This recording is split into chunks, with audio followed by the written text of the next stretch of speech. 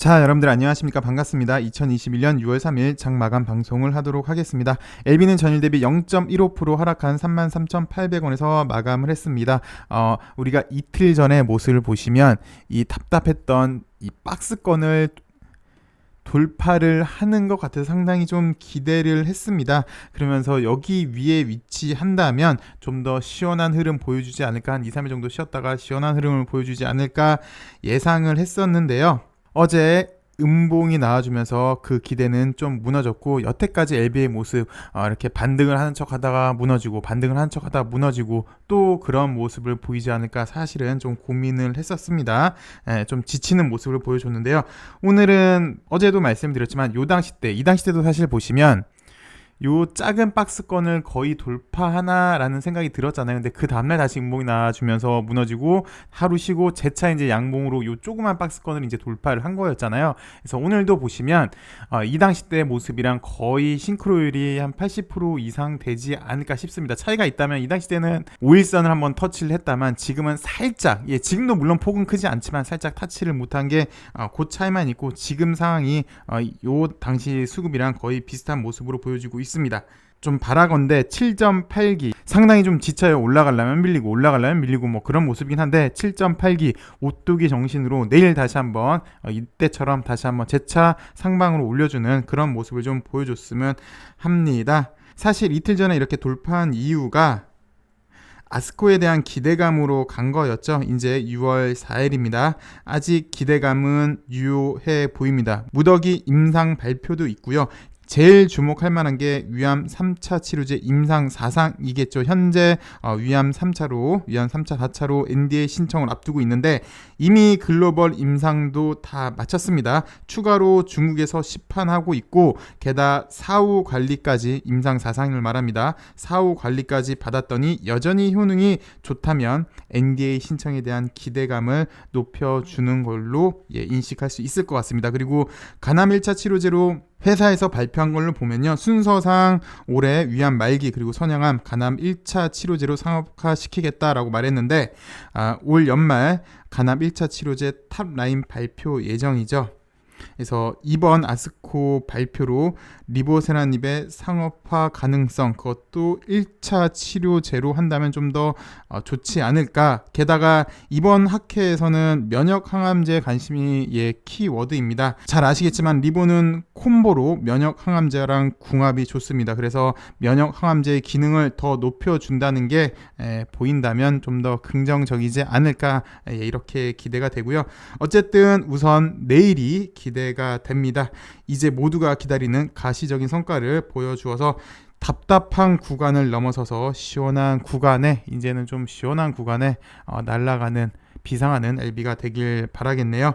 이번 아스코가 그 시발점이 되길 한번 기원해 보도록 하겠습니다. 간단히 시장을 보도록 하겠습니다. 최근에 제가 분량상 보통 영상이 10에서 12분 정도가 집중하기 제일 좋은 시간인 것 같아서 그 분량상 제가 시장은 패스를 했어요. 그렇게 크게 주목을 해야 할까? 그리고 여러분들이 다 아시는 내용이기 때문에 패스를 했는데, 사실 주식하시면서 주도주가 가장 중요하죠. 그래서 주식할 때 일반적으로 3개만 잘하면 대성공한 거라고 얘기를 합니다. 그 중에 하나만 잘해도 먹고 사는 데는 지장이 없다라고들 얘기를 하는데, 그 3개가 뭐냐면, 첫 번째는 시장을 잘 보던지, 시황이겠죠. 보통은 시황 잘 보는 전문가들이 파생 전문가들이 일단 많긴 많습니다. 아니면 기술적 분석을 잘하던지, 이건 타점이 되겠습니다. 어디서 사고 어디서 파는지. 일반적으로는 탄력이 좋은 종목들을 중간에 이렇게 먹고 끊고 가는 그런 걸 하는 걸 말하는데, 보통 전문가들은 종가 매수 추천을 하죠. 세 번째로는 재료 분석, 기본적 분석이라고도 하고요. 보통 전문가들이 주도주급들을 쭉 끌고 가면서 수익률을 높이게 하기 위해서, 아니면 장기 회원을 모집하기 위해서 쓰는 방법이긴 합니다. 주도주 한 4달, 뭐 길게는 1년, 2년까지 끌고 가는 경우도 보긴 봤어요. 이렇게 쭉 끌고 가면서 수익률 극대화하기 위해서 갑니다. 근데 이렇게 주도주 하나를 쭉 들고 가면 회원들이 지루하고 또 이탈하기 쉬우니까 두 번째 방법, 탄력이 좋은 종목을 중간에 끊고 먹고 하는, 일반적으로 종가 추천을 하는데요. 그런 방법을 사용을 하면서 중장기 포트 아니면 단기 포트 이렇게 구분해서 수익률 극대화 최고가를 시킵니다. 말은 이렇게 하는데요. 이론적으로는 이게 맞는데 실상은 보통은 그러지가 힘들겠죠. 왜냐하면 주도주를 쭉 들고 가는데 주도주가 안 움직여요. 수익률이 안 좋아요. 이러면 지금처럼 LB처럼 계속 하락을 하면은 원망이 크겠죠. 아니면 시장이 안 좋아서 주도주가 없을 때도 있고요. 아니면 주도주는 좋은데 종가 매수하는 종목들마다 내려 꽂을 때도 있어요. 그러면은 뭐 이탈이 좀 심하겠죠. 어찌되었건 기본적으로 주식시장에서 성공률을 높이려면 요 세 개는 최소한 자신만의 주특기 하나는 있으셔야 될 것 같아요. 요거 잘하면 확률이 더 높아지는 거는 사실이 맞습니다. 어쨌든 최근 시장 흐름을 좀 보시면 물론 오늘 다시 최고가를 경신할래 만에 한 해 만에 하는 그런 자리 있었는데 원래는 이 당시 때 이렇게 올라갈 때는 대한민국 대표 산업 1번, 2번 전차가 이끌어줬습니다. 유동성 장세에서 성장성이 높은 종목들, 전기전자, 차가 이렇게 시장을 올려줬고요. 그리고 최근 한 6달 정도 이렇게 기간 조정을 했는데 맨 처음에는 유동성 장세로 시장이 상승을 했다면 그 다음은 유동성 장세로 경기 회복 기대감이 커졌죠. 그러면서 몇 번 설명을 드렸는데 일반적으로 경기가 바닥이다라는 시그널은 해운 운임을 보고 구분을 합니다. 그래서 부정기선은 이제 BDI 지수가 되겠고요. 정기선은 컨테이너 지수가 되겠는데 여기 해운 운임이 상승을 하면서 경기 회복 기대감이 커졌죠. 그래서 여러분들이 잘 아시는 HMM이 매우 좋은 흐름을 보여줬고요. 또 경기가 회복하면서 원자재 시장이 움직입니다. 철, 구리, 알루미늄. 그러면서 포스코, 현대제철, 그리고 또 조선중공업들이 시장을 이끌어줬습니다. 그래서 최근의 모습만 놓고 보시면요. 1, 2번 전차가 이끌어줬다면 그 다음은 3, 4, 5번이에요. 조선, 철강, 화학, 금융, 건설이 순환매로 이렇게 좀 지수는 상승하지 못했으나 이렇게 이끌어준 그런 시장이 되겠습니다. 그러다가 최근만 놓고 보시면 요 며칠 사이 우리나라 백신 접종률이 좋아졌잖아요. 그러면서 우리나라도 이제 경기 회복 기대감이 살아나면서 보복 소비주들이 움직였습니다. 여행, 항공, 엔터주들이 올려주면서 원래는 전차, 그 다음엔 3, 4, 5번 조선철강, 화학들이 움직여줬다면 최근에는 여행, 항공, 화장품, 엔터 관련주들이 시장을 올려준 모습을 보여줬고요. 정리하자면 시장은 유동성 장세 이후에 1번 전차로 올려줬고 그 다음은 3, 4, 5번 인플레이션 우려로 3, 4, 5번이 움직여준 모습. 그러니까 지수 오를 때는 원투펀치로 올렸고요. 그 다음에 원투펀치가 쉬니까 3, 4, 5번이 순환매로 시장은 순환매로 대한민국 대표 업종으로 이렇게 올린 모습을 보여줬습니다. 그 와중에 오늘 다시 1번 전기전자, 삼전이랑 한익이 오늘 이 정도면 대단하죠. 약 2.5%씩 올라준 모습, 다시 외국인도 들어오면서 IT를 매수해준 모습입니다. 그리고 이틀 전이긴 한데요. 차에도 매기가 들어왔어요. 그래서 그동안 좀 쉬었던 전차의 매기가 좀 오는 모습인 것 같고 이렇게 급하게 상승하고 기간 조정을 좀 더 해준다면 그래서 얘도 추가적인 상승 여력이 있지 않을까 개인적으로는 그렇게 생각이 듭니다. 결국 전차가 가야지 우리나라 지수도 움직입니다. 오늘도 마찬가지였어요. IT가 움직이니까 지수도 움직이거든요. 그래서 전차가 가야지 지수가 움직이더라. 지수는 현재 잘 빠지지 않으니까 지수가 또 간다면 전차가 갈 가능성이 높고 개인적으로는 차가 좋아 보입니다. 물론 삼성전자도 오늘 다시 상향 리포트가 나왔는데 삼성전자는 워낙 잘하시는 분들이 많은데 저는 일단 개인적으로 차 그중에 기아가 좀 더 낫지 않을까. 저는 개인적으로 그렇게 보입니다. 업황도 좋고 성장 가능성도 더 크고 그러니까 그러지 않을까 싶습니다. 간단하게 이렇게 시장 흐름 살펴봤고요. 오늘은 엘파가 움직여줬습니다. 종가 기준으로 약 9% 정도 상승을 해줬는데요. 사실 원전 관련주가 좀 전에 설명 안 드렸는데 시장에서 나름 에이스였어요. 그래서 최근에 좋았던 한전기술, 한전 KPS, 두산중공업이 시장을 이끌어갔다고 해도 과언이 아니겠죠. 미국에서 특히 소형 원전에 대한 이야기가 나오면서 원전에 대한 관심이 다시 커진 게 맞는데 그 와중에 엘파는 움직이지 않고 이렇게 느슨하게 흘렸어요. 일단 말씀드리고 싶은 게 이렇게 상승 깃발령을 말씀을 드리고 싶은데 어찌됐건 오늘 반등이 나와 줬습니다. 그 와중에 오늘 또 뉴스가 나왔어요. 빌 게이츠 버핏도 나트륨 소형 원전에 투자하겠더라. 이게 이제 에너지 산업의 게임 체인저가 될 것이다 라고 밝혔는데요. 나름 오늘 기술적 반등이 나오면서 9%대 상승의 모습을 보여줬습니다. 근데 좀 안타까운 게 거래량이 살짝 아쉬워요. 거래량이 이 정도만 나와줬다면 다시 이제 최근 신고가 모습으로 보여주지 않을까 싶었는데 지난번 LB 차트를 보시면요. 나름 처음에 이렇게 급하게 잘 상승을 해 주었다가 살짝 이렇게 누그러졌어요. 물론 엘파는 요거보다는 일주일 정도 더 긴 것 같습니다. 그러다가 그 다음날 얘도 살짝 거래도 아쉽고 요것도 장악 패턴을 완전히 만들지 못했죠. 일반적으로는요, 거래가 많이 나와야 되고, 그리고 약 여기 11,000원 정도까지 돌파하면 그 다음에 다시 재차 빨리 올리겠다는 그런 패턴이긴 한데, 요거 나오면서 하루 이틀 쉬어주고 그 다음날 대량 거래 나오면서 이렇게 시원하게 움직여 줬습니다. LB 같은 경우는 그러면서 이제 이게 1차 파동이 되는 거고, 기간 조정 보여주고 쉬어주고, 예, 요거 다시 장악 재차 거래 나오고 장악 나오면서 또 한번 이런 모습을 보여주긴 보여줬습니다. 수급상만 보면 엘파가 오늘 거래량이 살짝 모자른 게 아쉬운데, 좀 전에 보여드렸던 LB 수급이랑은 살짝 좀 비슷한 것 같아요. 그래서 내일도 얘도 곧장 이렇게 다시 음봉이 나와버리면 좀 더 쉬었다 갈 가능성, 그러면서 이렇게 쌍바닥으로 만들 가능성이 높고요. 위에 위치했다면 예, 다시 재차 올릴 가능성이 좀 더 높아 보입니다. 그리고 완전히 이거 이제 2,000원 돌파할 때 대량 거래가 나오는 게 좋겠죠. 그래서 파워 주주님들도 꽤 계세요. 여기 들고 계시는 분들, 듣고 계시는 분들 많으신데, 호플리 좀 그런 모습이 나와줬으면 합니다. 어찌됐건 원전에 대한 기대감도 있고, 사실 엘파도 LB가 가면 가겠죠. 이제 LB도 아스코가 이제 내일 모레 있고, 거기서 이제 우리가 기다리고 있는 소식들이 나와준다면, LB가 움직여준다면 엘파도 움직이지 않을까 싶습니다. 그리고 요거 제가 몇 번 말씀을 드렸는데, 유유 말씀을 드렸죠. 유유, 요거 기억나십니까? 요거 유유. 그래서 SM 보여드렸잖아요. 여기 그려놨네요. SM도 이렇게 하면서 요거 유유. 지금은 이렇게 올라가서 잘 안 보이겠는데, 예, 요런 패턴 많이 나오는 거예요. 진심으로. 제가 괜히 그러는 게 아니라 정형화된 패턴 중에 하나라고 얘기를 해요. 그래서 요런 거 패턴 잘 보셔도 나름 좋은 수익 올리실 수 있을 것 같습니다. 어찌되었건 엘파 그런 모습을 보여줬고, SM은 정말 계속해서 잘 가네요. 요런 흐름 계속 보여주고 있네요. 예. 그리고 넥사를 살펴보도록 하겠습니다. 지금 당장은요, 넥사는 사실 타점이 전형적인 그런 패턴이 없어요. 지금 당장만 놓고 보면요. 이전에는 놓고 보시면 왜 여기 다 그려놨네요. 이때 곧장 여기 위에 위치해 준다면 이런 모습이 나와서 곧장 상승하는 게 되겠고, 그리고 이날 옆으로 추가적으로 하락을 하지 않는다면 옆으로 기는 모습이 될 텐데, 그러지 못해서 이제 이런 모습이 되는 건데, 그 와중에 하루 더 하락이 나왔잖아요. 그러면은 기술적 반등 구간이에요. 기술적 반등 구간인데 양봉이 나올 때까지만 되는 거라고 하거든요. 현대바이오 요 당시 때 기술적 반등 구간, 또 뭐 대웅, 그다음에 뭐였죠? 녹십자 셀이었나요? 그거 비교해드리면서 기술적 반등에 대해서 설명을 해드렸잖아요. 그렇게 되는 구간이긴 해요. 어찌되었건.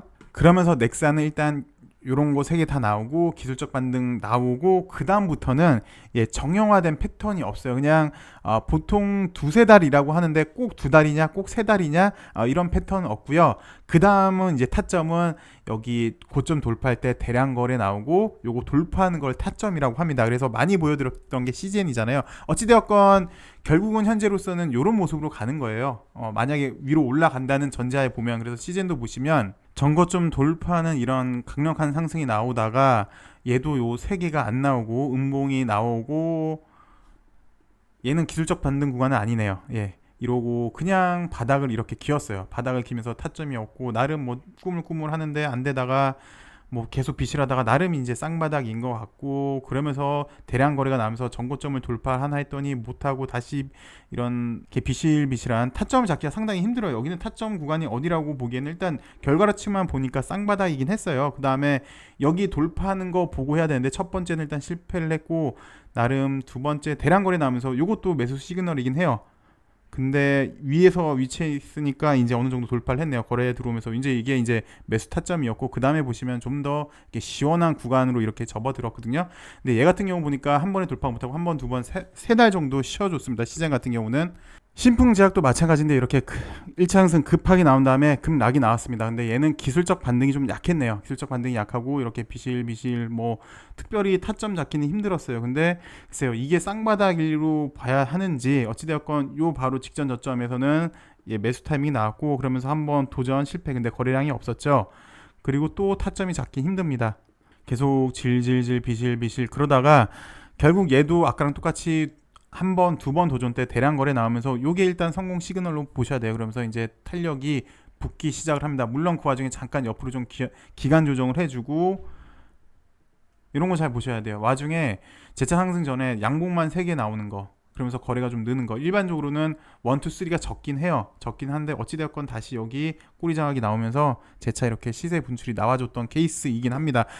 그래서 넥사도 일단 첫 번째로 여기 직전 고점을 돌파하는 시도는 일단 나와줘야 되는 것 같고요. 그게 이제 타점 잡기는 전형적인 패턴은 없긴 없어요. 그런데 얘 같은 경우는 지금 일단 1, 2가 좀 밀리긴 했었잖아요. 밀리면서 나름 다시 여기 13,000원대를 지지를 받는지 여부가 지금 당장은 좀 중요해 보이긴 합니다.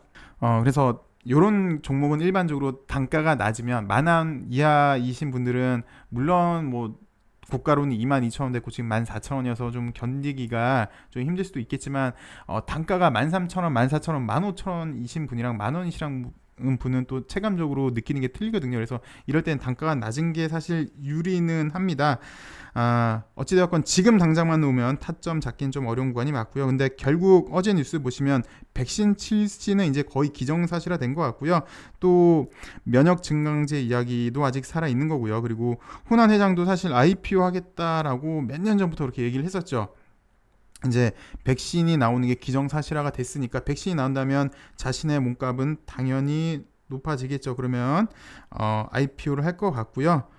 게다가 LB는 아직 움직이지 않았습니다. 움직이면 넥사도 같이 움직일 걸로 보여지고 지난번도 그랬어요. 그리고 이민요미권도 아직 있기는 있습니다. 그리고 오늘 보시면 옵티머스 이런 뉴스도 나왔습니다. 근데 오늘 제가 시간이 없어서 너무 간단하게만 정리를 해드리도록 할게요. 지난번에도 보셨겠지만요. 개인 투자자들한테는요. 이렇게 화해로 보상을 해줬어요. 근데 전문 투자자들한테는요. 요건이 까다로우니까 법원의 판단을 받아라 라는 그런 기사입니다. 특별한 내용은 없어요. 근데 왜 그러냐면 했더니 전문 투자자는 일반적인 주의 의무보다 강력한 주의 의무가 요구가 된다. 너네가 개인은 아니잖아. 개인 투자자는 아니잖아. 너네 보면 그래도 선수라고 하는 사람들이 이 정도는 너네가 알아볼 수 있지 않아? 라고 하면서 전문 투자자랑 개인 투자자랑은 일단 차별을 두었어요. 그래서 전문 투자자 같은 경우는 법원의 판단을 받아야 한다라는 뉴스고요. 그럼 전문 투자자는 손해만 보냐? 아니다. 금감원의 분조의 결론과 마찬가지로 계약 취소를 받아내기 위해서 판매사를 대상으로 소송을 준비 중에 있는 회사가 많이 있더라. 이 얘기가 무슨 이야기냐면 지난번에 금감원이 개인 투자자들한테 이렇게 조정안을 내놨던 거는 계약 취소입니다. 너네 계약이 취소가 가능하다. 왜 그러냐고 봤더니 계약 취소는 민법에서 보니까 애초에 계약을 체결하지 않을 만큼 중요한 사항을 제대로 알리지 않을 경우에 계약을 취소할 수가 있었다. 계약 체결 시점에 옵티머스가 투자하는 것이 사실상 불가능한 것이었다. 만약에 계약할 때 계약 체결 시점에 옵티머스가 공공채권에 투자하는 것이 아니었다면 너 계약 안 했을 거 아니야 라는 논리죠. 그래서 요거를 설명을 안 했기 때문에 투자자의 착오를 유발한 것이기 때문에 투자자들한테는 중과실이 있다고 볼 수 없다. 그러므로 이거는 계약 취소가 가능하다라고 하는 건데 일반 투자자들한테는 이렇게 이제 분조위에서 결정을 내줬고요.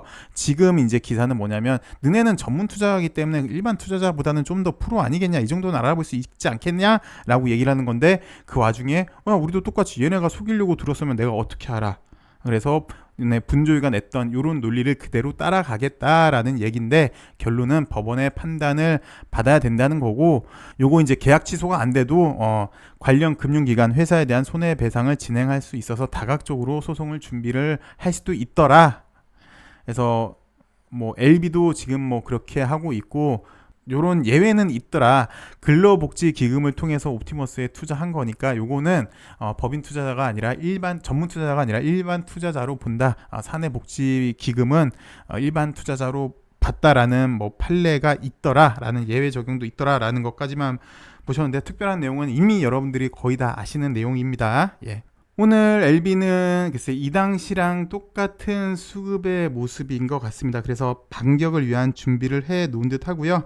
이번 6월에 좋은 결과를 한번 기대해 보도록 하겠습니다.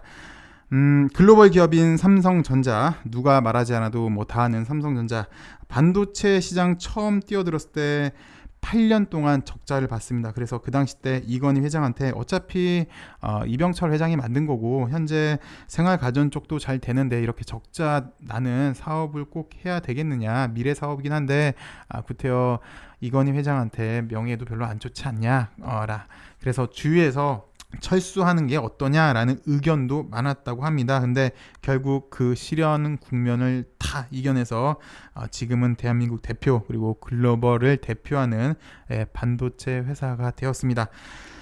LB도 이 시련을 잘 극복을 해서 상업화에 성공을 시켜서 대한민국 대표, 나아가서는 글로벌을 대표하는 항암회사가 되길 바라면서 오늘 방송 여기까지 하도록 하겠습니다. 오늘은 영상이 좀 길어서 죄송합니다. 남은 하루 행복한 하루 되시고요. 내일은 좀 더 좋은 소식으로 여러분들 찾아뵙길 바라겠습니다. 감사합니다.